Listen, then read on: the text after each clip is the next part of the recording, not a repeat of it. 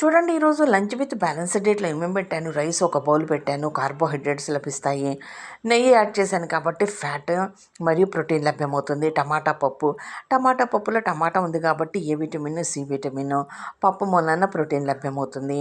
ఇది క్యాబేజీలో సల్ఫర్ ఎక్కువగా ఉంటుంది, గుండెకి చాలా మంచిది. ఏ విటమిన్ ఉంటుంది, సి విటమిన్ ఉంటుంది, ఫైబర్ ఉంటుంది. ఇది ఓవరాల్ హెల్త్కి చాలా మంచిది. పెరుగు ప్రోబయోటిక్, ఏ విటమిన్ ఉంటుంది, డి విటమిన్, కొలెస్ట్రాల్ అంటే ఫ్యాట్ ఉంటుంది. ఇది గట్ హెల్త్కి చాలా మంది. తోటకూరలో ఏ విటమిన్ ఉంటుంది, ఐరన్ ఉంటుంది, కాల్షియం ఉంటుంది, కళ్ళకి చాలా మంచిది. కాబట్టి ఆకుకూరలు వీలైనంత వరకు ఎక్కువగా తినండి. అరటిపండులో B1, B6, నియాసిన్ ఉంటుంది, పొటాషియం ఎక్కువగా ఉంటుంది కాబట్టి గుండెకి చాలా మంచిది. ఇదండి లంచ్ విత్ బ్యాలెన్స్డ్ డైట్. నా లంచ్ మీకు నచ్చిందనుకోండి, లైక్ చేయండి, సబ్స్క్రైబ్ చేయండి. ఏమైనా న్యూట్రిషియస్ వాల్యూస్ ఉంటే నాకు కామెంట్